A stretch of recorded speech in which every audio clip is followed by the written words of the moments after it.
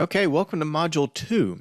In Lesson 2.1, we're going to expand what we learned about previously to bring force vectors and equilibrium of a particle into 3D. We were doing 2D before. Now we're going to expand it into the third dimension. Lesson 2.1 objectives. We're going to be able to solve 3D particle equilibrium problems by learning how to develop and manipulate 3D vectors. So again, this is going to be a repeat of what we did with 2D in the previous module. We're just expanding it to 3D. Now, expanding it to 3D makes it harder to visualize what's going on, and the vector work, we're going to start going into Cartesian vector form for these vectors whenever we're in 3D problems, almost always. Okay, a little bit of a review about 2D just so that we can see the differences between 2D and 3D. Resolving a vector into 2D components. You have this vector f here. You want to break it up into an x and y component. Let's say it's a 300-pound force vector just to put a number to it. Our x component here would be 300 pounds times the cosine of 35 degrees, and that's 245.7 pounds. And if we did f sub y, this vector up here on the y-axis, it would be the sine of the 35-degree angle, because usually we're not kind of given both of these. I mean, you can obviously just find one as the complement of the other, but in the last chapter, if you saw us messing with these equations, we usually did the cosine for one and the sine for the other. And again, I stress really strongly to lean on triangle trig and SOHCAHTOA to solve these problems, because where the angle is being pulled from is, not always the x-axis. In this case right here, it is. But anyway, if you were to have used theta y here of 55 degrees, then this would have been f times the cosine of theta y as opposed to the sine of theta x. You get the picture. Anyway. Now, if we wanted to use Cartesian vector format for this, which you can for 2D, it's just not, we don't usually do it because it's like more trouble than it's worth. It's just complicated. The way you do it here is you find your x component and you end up putting the I vector next to it, which just is a directional vector telling you that it aligns with the x-axis, in case you forgot that. The y component times the j directional vector. If you look here, f cosine theta x is the same thing we had up here. It's going to be the 245.7. And cosine of theta y is the same thing as we did here with the sine of theta x, right? The cosine of theta y is going to equal the sine of theta x, since they're complementary angles. So you end up with this. This is being the Cartesian vector form of that same vector. 245.7 pounds, 172.1 pounds. You can see the 245.7 to 172.1, and it's also in pounds. It's just got the I and the J here. So up here, when we did it in 2D, we were doing a scalar approach. We were writing magnitudes, and here we're leaving vectors involved. So how to define the direction of a 2D vector? The angles shown are the angles between the vector and the x and y axes. These angles, we'll call them the direction angles.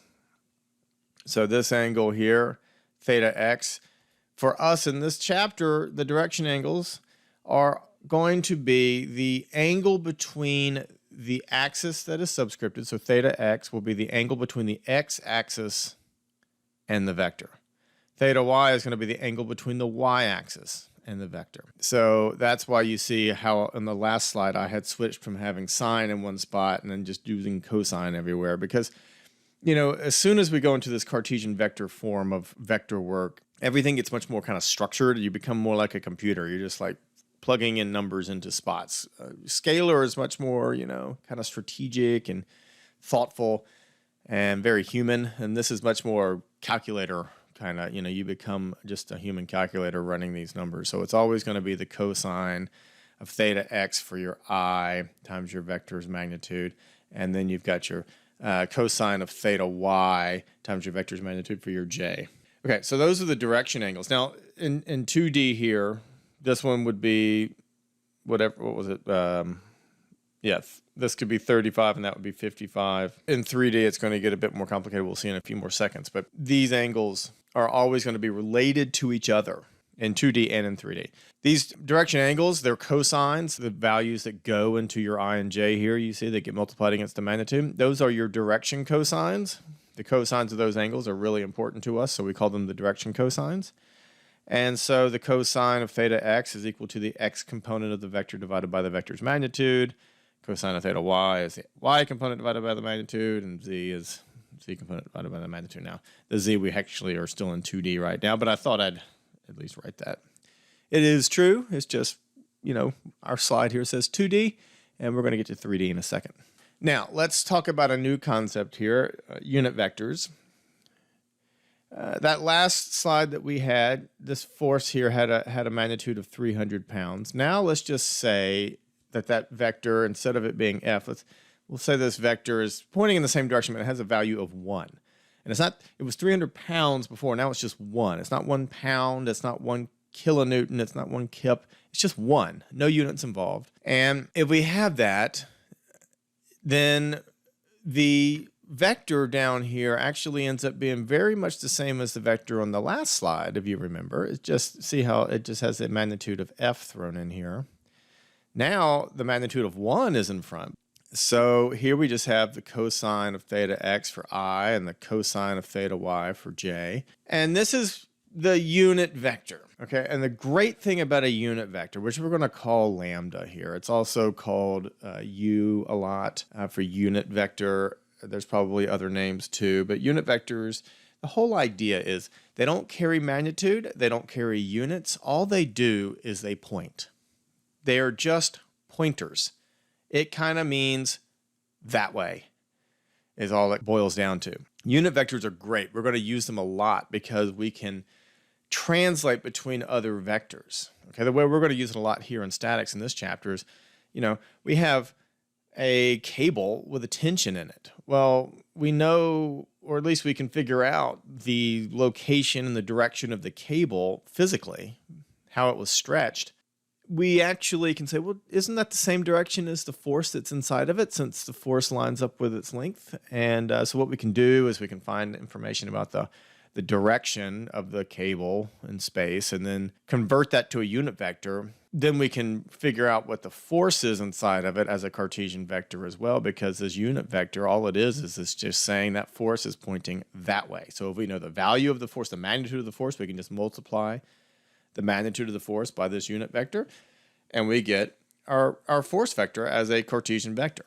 We can also use it to build our equations of equilibrium that you'll see at the very end of these slides. All right, so how does a unit vector compare to the corresponding vector? So here's our original vector that we were looking at, this force vector of 300 pounds and 35-degree angle from the x and 55-degree angle from the y.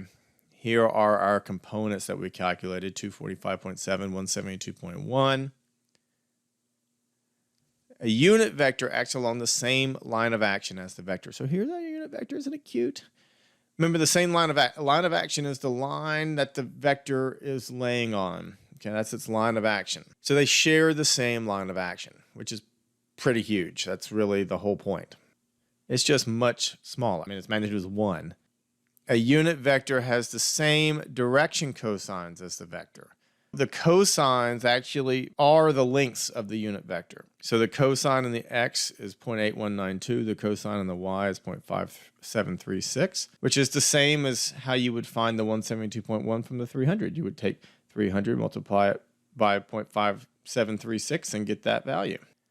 If you know the unit vector that describes the vector as well as the magnitude of the vector, you can determine the Cartesian vector form of the vector by scalar multiplication. That's what I was just saying on the previous slide. If we know this unit vector here of 1, but we know that it's equal to 0.8192 I plus 0.5736 j, we actually can get these values. And I know we did it from a scalar approach in 2D, but this is really going to become useful for us in 3D. So this is how you would do what I was just saying. You know the magnitude, 300 pounds, you know your unit vector. If you just multiply, a scalar multiplication, the unit vector by the scalar of 300 pounds, you're just scaling it up by this, and that pounds carries through, the units are now attached.